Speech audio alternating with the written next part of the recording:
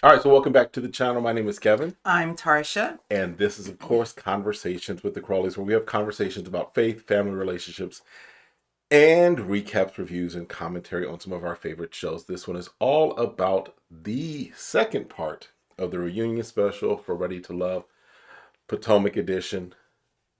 So if this is content that you enjoy, you know what to do. Hit that subscribe, hit that like, request notifications, And share. and we will see you, hang out with you, and see what y'all got to say in the comments.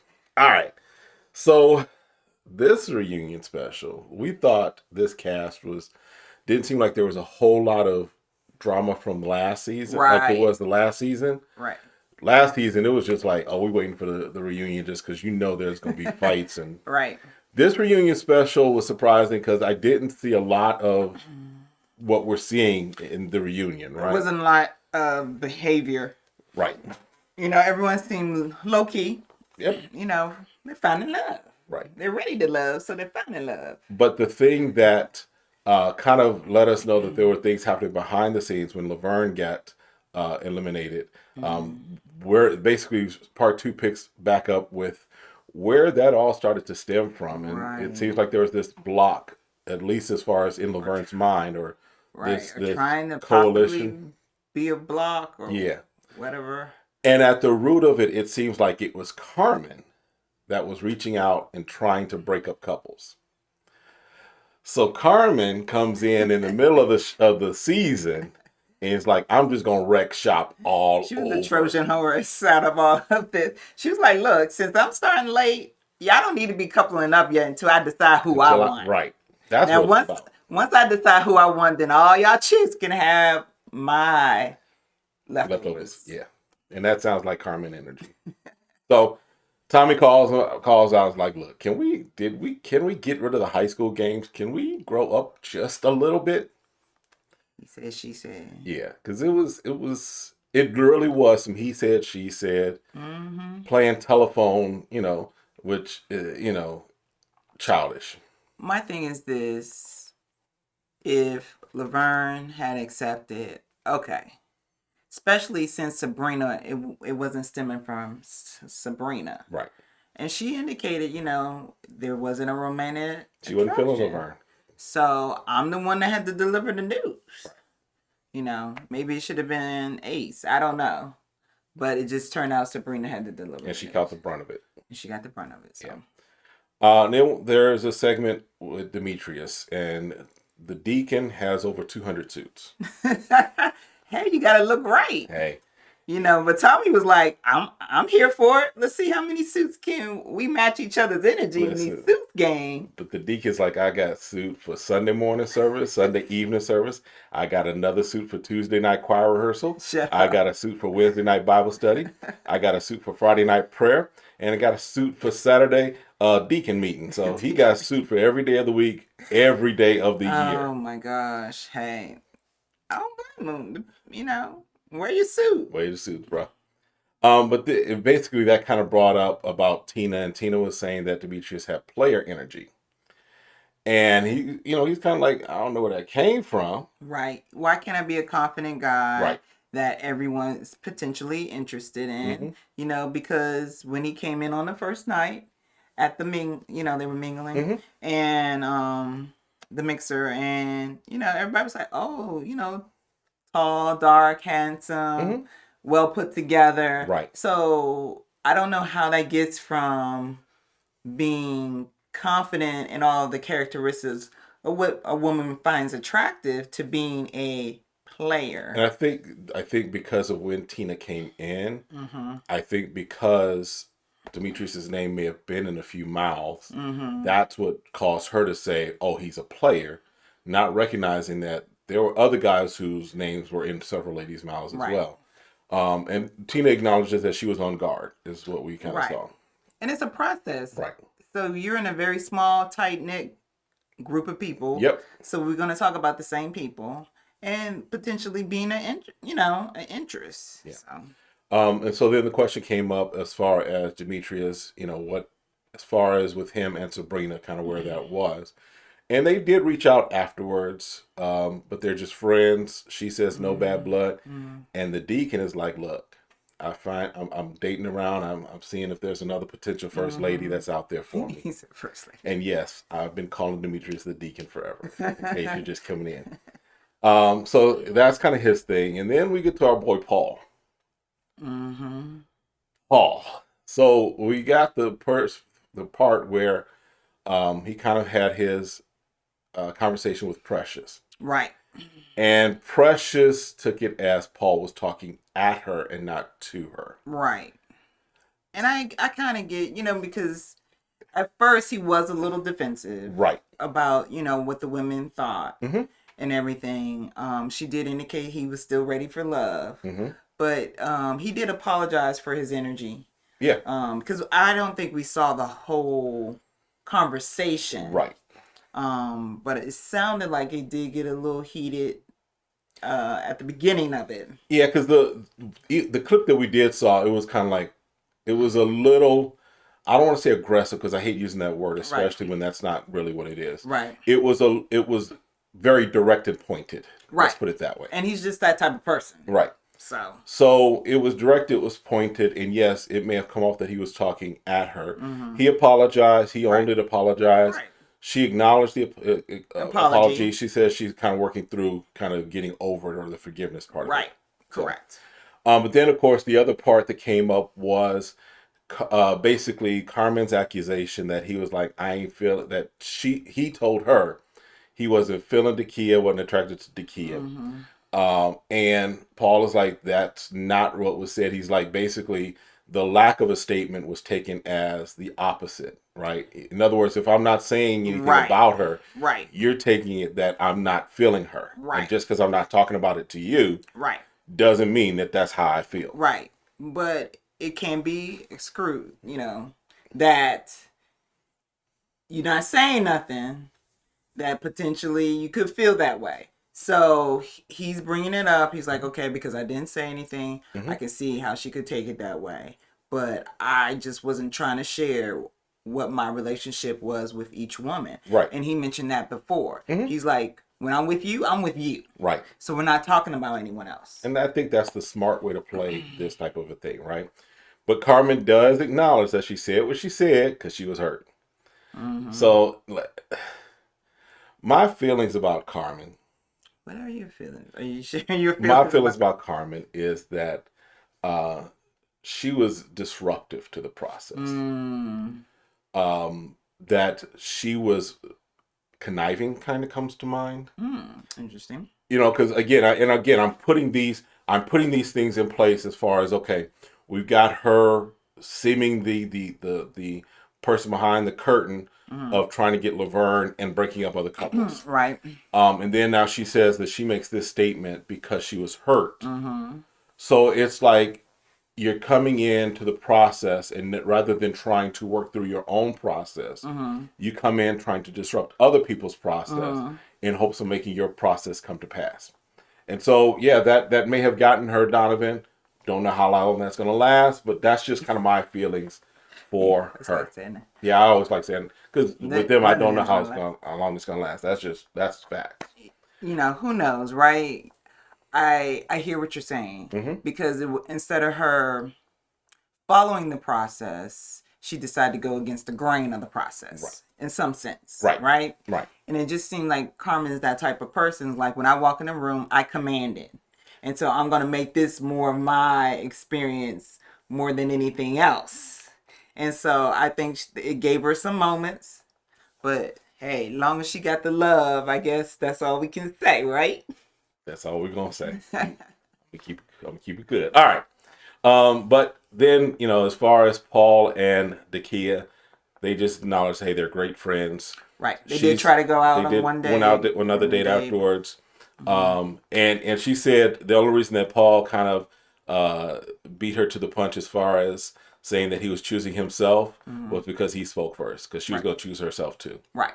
Which makes sense. Yeah. I mean, that pretty much that's what we were seeing on camera. Right. That they really weren't deeply interested in each other, but they were trying. And it doesn't hurt. Like we talked about it before, going on dates, learning if there's someone you can enjoy their friendship, networking, whatever. you're in, you never know what you can gain from the experience. Exactly. And so at least they tried. Yeah. You know. So she has a man now. Yeah, and she seems very happy, and smiling. Paul got him somebody too. Yeah. So he got a little shorty. He got a little shouty on the side. Okay. You know that Atlanta shouty. Hi shouty. All right. And then of course that brings into Tina, and they captured Tina for a little while, right? Because Tina was, y'all know, Tina was like MIA throughout most of the season. Right. So she makes a statement that she had to do what was best for her. Right, because she was like, dating multiple men at one time is not easy. Right. And I think she's right, because until you're in these people's process, they got a camera, they got production kind of telling them what to do, like, hey, giving some coaching. Right.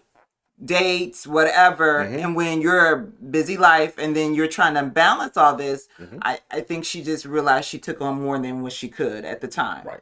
You know, but I think it's funny because, you know, they showed every time people start calling her. And then Tommy was like, they left Tommy for last, obviously, because he was the last one that was trying to meet with her out there an hour. And Tommy in the middle, and so in the middle of Potomac. So, you know, Tommy's like, you know, so Tina, you know, you with this process, and, you know, are you gonna say that you ghost the process, and, you know, you left me out there? And Tina's more like, oh, okay. Like, Tommy, you make too much money to be worried about I didn't give back to you. She was more like, Tommy, you gonna be all right. You got a lot of money. Yeah. Me not meeting up with you ain't gonna change your life, because it didn't change mine. Yeah, because she did say that she wasn't feeling any connections. Right. And that therefore it felt like a waste of time for her. Right. She's not gonna waste her time. Even for Tommy. Tommy was like, but again, you sign up for a process. This is my thing with that, though, is that this is not the first season of this show.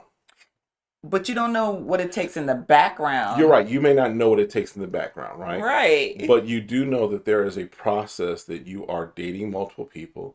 You are you know, meeting at least, you know, outside of the dates, you're also meeting for the lounge. So you know that there is some type of a commitment. Right. And Tommy even called her out, was like, you know, ghosting the process. And in many respects, that's what I feel she did. Right. Oh, granted, no, but she did. Granted, we don't know all of the conversations. We're hearing about different conversations, what have you. Got that. But just it to me, it's like, yes, you know that it's not just I'm going out on a date. Right. There is more to it. There's more to it. So I just don't know if she was the right person to be in the process. Correct. Especially with her coming late. And I think we don't know. They could have done a really good job of saying, okay, this is the amount of required time for this show. Because I think I've heard that there's like an onboarding process where they do kind of, just like in any industry, you have an onboarding process will kind of give you the heads up of what expectations are, what you can and cannot do, all those things. So. Right. So just like we would tell our kids, you need to finish. You started this. Finish it. You need to finish it. You know, and so I don't know if they have any fines or she only have to show up, you know, what her contract is or how that works out. But at the end of the day, it's how she ended up being portrayed. Right. And so I think everyone on the show may or may not have thought about, I'm going to be on national TV and how I'm going to be looked at. Right. And again, if that's not her concern, it's not her concern. So, but I think if you're trying to apply for this show and you've seen her experience, make sure you're ready for it. Right. You know, because the other cast, they had to be on a resort and be gone for a long period of time. Yep. So. But then we get into the beef, if you will, between her and Paul. Yeah. So she said Paul lied about some things. Yes. And that Paul asked her to self-eliminate. So he could be with her because he was tired of being on the show. Because Paul's motivation, part of his motivations was to promote a book. And he's like, what book? He's like, I'm a music producer. Like, I produce music. I don't produce books. So that would seem like really left field. I was lost. Yeah. And so here's the thing that I look at also is that uh, other times that we've heard accusations, for example, when the accusation was made against Donovan that he had said that if he had gotten there early in the process, Joy would be with him, one of his choices. Right. Even when he tried to deny it, there were other people that co-signed. Well, you told me that. You told me that. You told me that. That's true. So my question is, why would Paul single out Tina? Right. To say that she's going that you self-eliminate so that I'll take me out. If Paul was, in my opinion, again, I'm on the show. I'm watching as a fan of the show, right? Right. I'm here. I'm not a blogger right. that looks for the tea. Right. I'm looking at this and saying, what would be Paul's motivation to do that? And if that was his motivation, why Tina and not some of these? Because he could have done that with Precious when Precious was gone. He could have done that with some of the other ladies when they were gone. Right. So then the question is, what was it about Tina that gave him the idea, if this is what she's saying is accurate, that would give him the idea that Tina would be willing to go along with it, and why her? I have no idea. Because she just got on the scene, but I thought originally there was a natural, because she does. Connection. I think she said she liked older men. Right, that's more what she's been attracted to. But she kind of called him an old man negatively. So I'm confused. Again, I'm confused. You like older men, but then you're gonna use that in a negative connotation. Yeah. So Tina, I know you watched the last one. I'm just gonna say it was a little confusing. So that's just us. We're trying to see. All right. We're just watching. Then the other thing was that she called Demetrius by Paul's name 4 times. Yeah. You know we all look alike. That's probably when she was like, you know what, I can't do this because I can't keep up with these dudes' names. They need to say the name, put a name tag on. And then Paul at the end of the segment was like, she crazy. We just reporting what was said. That's what was said. That's what was said. Paul said it. Go back. Rewind it. Watch Paul said it. I didn't say that. I was like, oh, okay. So then the next segment they move on to Precious. And Precious had beef with Demetrius. She was like, I think he triggered her. You want to talk about the word trigger? She was triggered. She was triggered because he was like, when did I say that? When he was just trying to figure everything out, and she was like, I'm not having it. I'm not having it. And she wasn't on 10. She was on like 15. Like, I'm not having it. She even Tommy was like, Precious, come on, watch your language. Come. She was not having it. The deacon was like, I don't understand. Da, da, da, da, da.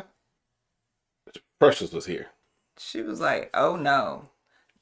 Because I feel like if I was sitting there beside Precious, what I'm thinking she's hearing is that, okay, you're making these statements.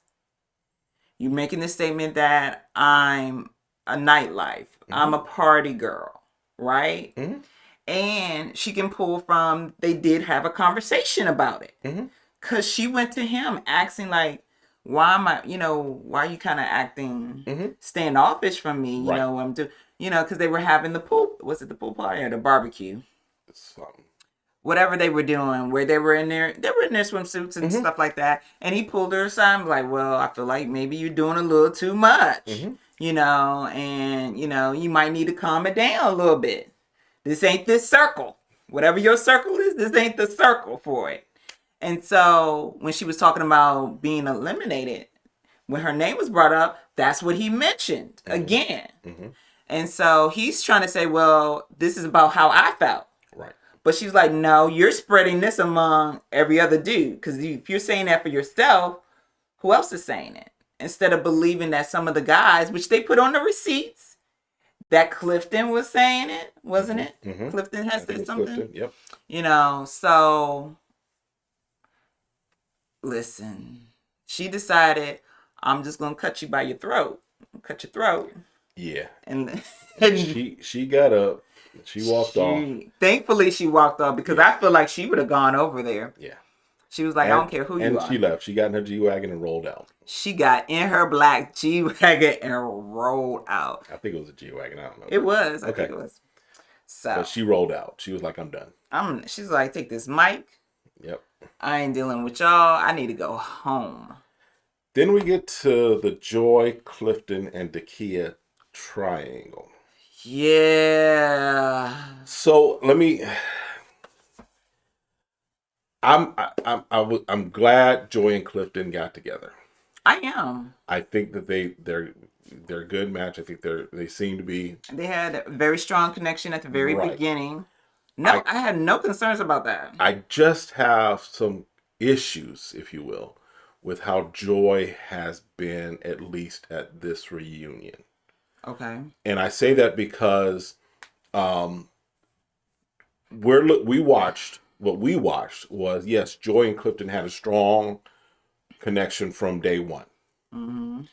But we also see Clifton still going out on other dates. Yes. And we see Clifton having a good time with Dakia, flirting with Dakia, and making statements that nothing's still in the process. He's still in the process. Nothing's locked in. And she asked him twice. Right. And she said, oh, you're still available then. This is very direct conversation. Right. This is not something she makes up in her head. No. She's asking him, so you're still available then? He says, yes. Okay, then. If you're still available, I'm going to continue to shoot my shot. Right. If you're still available. So Joy's response, the laughing that she did during part of the segment, and then basically saying that this was all, it was a relationship in Dakia's head. It's like, it's almost like you got the guy that was your prize. You got right. that. So why are you not confident anymore? That's it. You seemed confident throughout the whole course, every episode. Yep. You were confident in your connection with Clifton, that nobody was going to break this connection. Right. So why do we get to the reunion and they're showing receipts of him dating her and going to, they didn't show us when they went to her dance studio. Yes, and they danced and they had a dinner. This is where she asked him again. Yep. This is before they go on a retreat. Yep. Are you still available? Yep. Because if you're not, please do me the decency in telling me, because I'm hearing one thing from you, mm-hmm. but you are showing me something different. Yeah. So I just want the courtesy, because I'm going off of what you're saying, right? Mm-hmm. So for her to look at her like this is all in her head, I don't know where that come from, and then Clifton pretty much co-signing that. Because Clifton said he felt that there was no explanation needed after the Truth or Dare. I'm like, what? I'm like, dude, hold on. Just own I was in the process. I was dating multiple people. I wanted to make sure, 100% sure, that Joy was the connection. And I wanted this to continue the process like everyone should do. Right? Right. Because I kept saying, it's funny that Joy, whose connection is only strong with Clifton, she lasting when her focus is on him. Mm-hmm. So I was really taken back how they were like almost like she had like she was insane, that she had a mental problem. Yeah. And then she's pretending all by herself every episode that she's having a date with Clifton. Yeah. So I was really disappointed because she did tear up like, I am not losing my mind. Right. This guy was telling me that he was still in the process. Right. If he wasn't, I wouldn't have been shooting my shot. I'd be like, y'all good. And so, because at the end, if that were the case, the conversation that they had at the thing, what was it, the overnight? Yes, the retreat. I call it the retreat, right. Then that would have been, it's like, why would she be feeling that way? Or why would she at least think that she's still in the running for his attention? Because again, she invited him to meet her ex, right? Exactly. And he's the one that is trying, again, providing those receipts. He's the one that is flirting with her and wanting to see if she flirts back. And he's like, maybe I should have done that with Joy too. So even in those moments, there's at least what we can see and what he's portraying. Mm-hmm. So here's the thing. If he's portraying it to us through TV. 5-10 minute clips here and there, Right. there's also, I would imagine that there's also being portrayed to Dakia, who is spending a little more time with him. Right. There's these moments that are giving her at least a foothold. Right. That there's something that could be there because maybe it's not all settled with Joy. Right. And who's really illusional then? Yeah. No, the delusion is the delusion. Yeah. So, all right. I had to say this. If you're together now, enjoy that you finished the process. Y'all are and together. and you're together now. And there's no need to nanny boo boo the situation. Right. Because he was dating just like she was still seeing people, but in his conversations, he was saying he was available. Right. And now Joy may have been saying to others, we're just going on this date for TV. Because we didn't really see Joy go on too many other dates. No, that's right? what I'm saying. So why was she so under the radar? Did they made a decision? Did all the fellas saying, "Hey Clifton, I know Joy is your bae, your boo, so we're gonna let her stay along and we'll date her." You know, they might have been a little afraid of Clifton because Clifton is a big dude. You keep saying, Clifton, Clifton, that. You're a big dude. I ain't gonna. Listen. I don't think any of the other men were afraid of him. They may have his respect. Joking, you're right. I know. But I'm just saying. So, all right. Yeah. So that's enough of them. All right. So that's enough of them. Then Wiley got gone too early in my opinion. I think so too. Because they kept this, in my opinion, fake age issue. He was 32, but he didn't come off. And yes, he was the youngest guy, I think, of the group. I believe so. But he didn't come off, at least as far as what we saw. No. Immature. He didn't come off like he just graduated high school or something like that. No. Or that he was in his college age, like he was just trying to pick everybody up. Right. You know, like he was at a bar or something. He felt like he was holding his own as well. Like he's like, I'm having mature conversations with these women. Mm-hmm. I'm interested because he was interested in Dakia as well. Yeah. So. Yeah, because he said that he felt like everybody just jumped on the bandwagon. Because Keena, who she was gone that first night, she was the one who fell asleep. Bless her heart. She was like, I'm tired. I'm going to sit right here. Y'all go ahead and talk. I'm going to sit right here and go to sleep. Yeah, they were mingling. But what was funny was he was like, oh, you saying all this, but you stalking my IG. And she was like, what? He's like, you in my story, you on my stories. You in my stories. He's like, all the time. And she's like, what? Now, see, this is the difference when, now this could tell age, right? Just saying. Because if you're older, if I'm looking at your stories because I'm going through them all and they're passing it, I'm not thinking, oh, you see me looking at your stories. Where this has happened before in other shows where people upset because they got unfollowed. I get what you're saying. Okay. I get what you're saying. Okay. But I think that I can kind of see what Wiley's talking about because I know when I'm looking through stories, there are some people I just skip. I don't really care what you have to say. That's true. I may follow you. Right. I may see your posts here and there. That's true. But if I'm looking at stories, there are some people, I may flip past. But if I click on one of your stories and you got 13 other stories and I'm really not interested, I'll just do the full so I can get past your story. Right. So you might see me on one story, but you're not going to see me on the rest of what you got. So from Wiley's perspective, and I kind of agree with him, it's like, you thought I was too young, you weren't attracted to me is what you said, what have you, but you follow me and evidently I'm up high enough on your algorithm that I keep coming up enough for you to keep swiping on me and looking at my stories. And she, of course, was like, well, I'll fix that as soon as I get home. Okay. So we'll see. But here's the thing. Tiffany and Wiley are hanging out. Yeah, which is cool because they had, Tiffany was feeling Wiley at the time when they were meeting at a brunch.